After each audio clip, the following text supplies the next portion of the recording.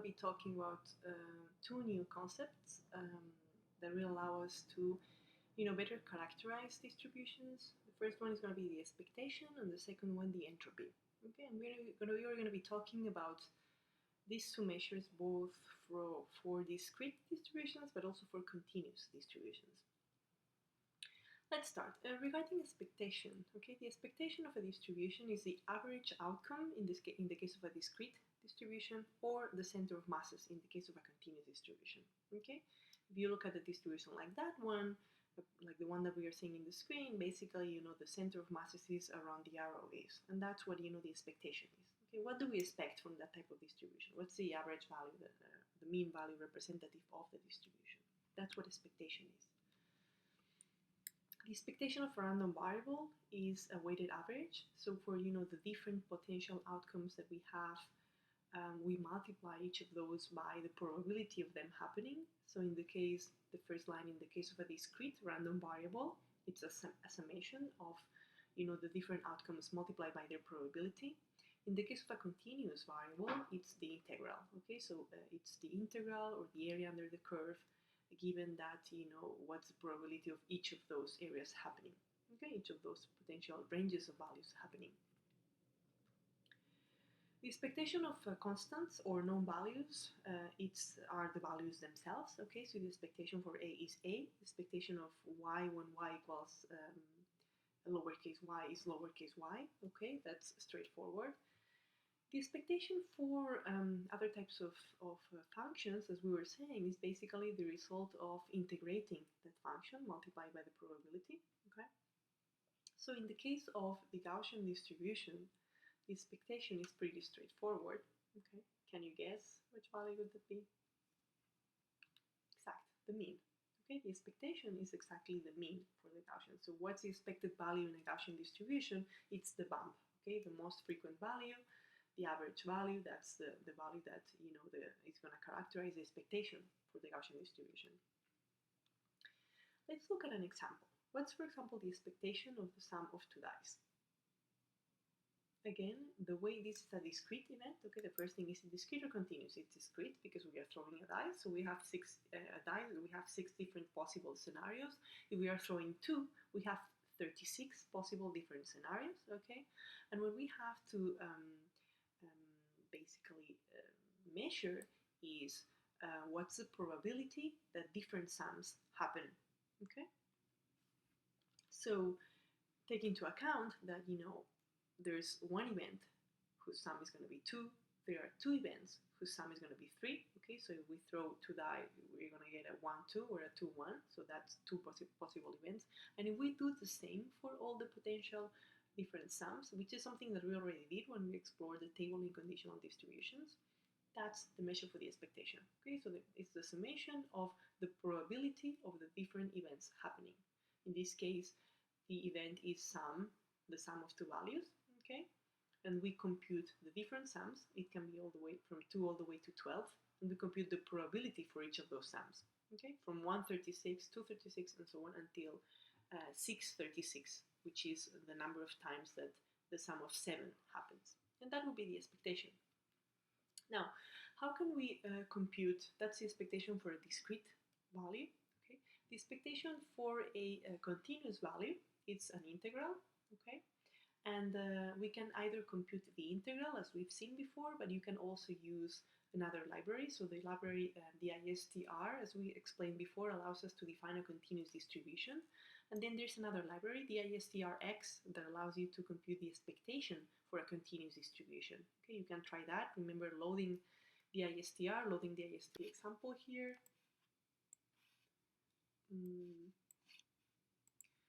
We can load the library distr, which should already be loaded from before, and we can also load this library. Okay, then we can define a function which is already defined here. Okay, and we can also define the continuous distribution there. Okay, so we have already defined it, but let's redefine it just in case. So it's the absolute continuous distribution of a function whose value is basically function whose value is d. The data comes from the function f. The low value is going to be 0, and the upper value is going to be 1. Okay. And then we compute the expectation for that function. Okay, and that's exactly it's the result of integrating, between 0 and 1. You can also do that. Okay, let's continue. So the second measure that we are going to be looking into is entropy. Okay? The entropy measures the disorder of a system. In probability, it's basically when we have a probabilistic event and we know always what's going to happen, the entropy is 0. Okay, we are certain of what's going to happen, 0 entropy. If we don't know what's going to happen, it could be anything, it's completely random, then the entropy is 1. Why is entropy important? It's very important from a data science perspective because in general we tend to look for features with low entropy that allow us to characterize a data set and to look for features that will define patterns for that data set. And in general we look for really low entropic features. Before we look into the definition of entropy, because the formula for entropy is based on logarithms, I want to make sure that everybody is familiar with what a logarithm is. A logarithm of a number x to a given base b is the power y to which the base must be raised to get the number x. So we have different types of logarithms, logarithms with base 2, logarithms with base 10, logarithm with Neperian logarithms with base e, the e number, okay?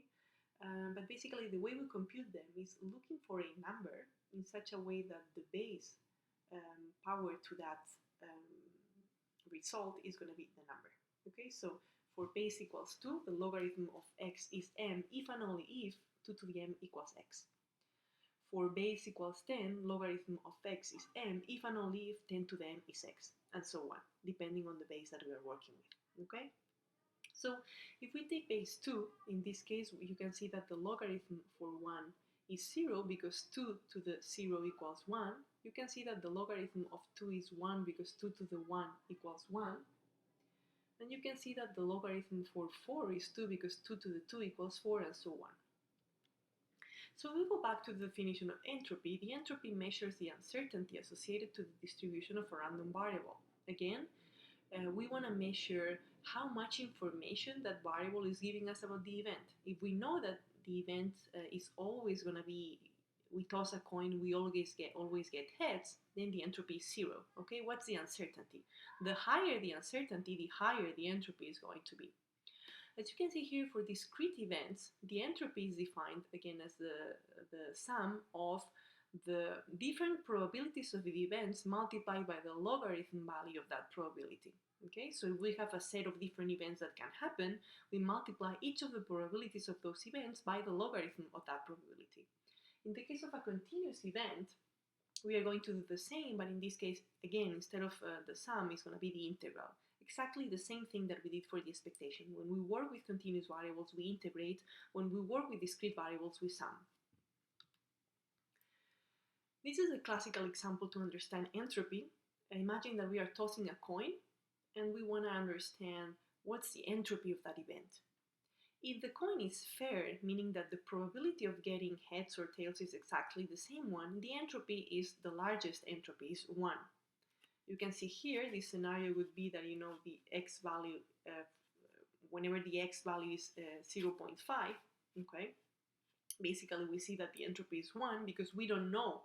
The probability of heads and tails is going to be the same one, so when we throw a coin, we don't know what's going to be. The entropy is the largest one.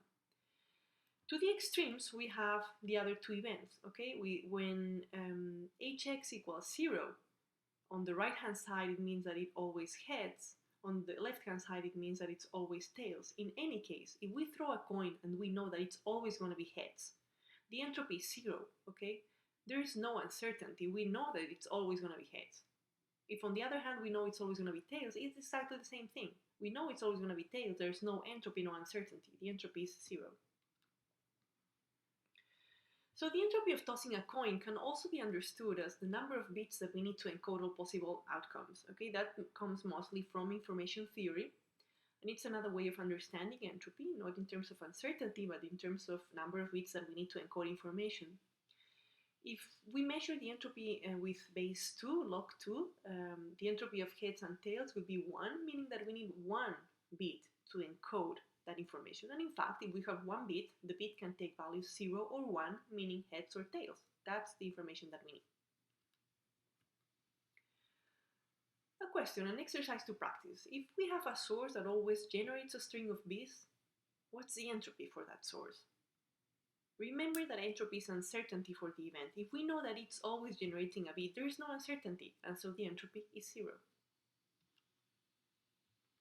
If you're going to compute the entropy in R, there's a package especially designed for that. Remember, you need to install the package first, which is called Entropy, and then you need to load that package with the library command. The way entropy works is that it computes the entropy of a distribution, but you need to basically bin the outcomes into histogram buckets. Okay, so you will need to define a histogram type vector in which for each histogram element you will define the number of times that a given event has happened. And that's the way we can compute the entropy in R. So for example, to give you an example to R and write those commands, imagine that we are tossing a coin and the coin is completely fair. If the coin is completely fair, we have to express the outcomes in a binned manner.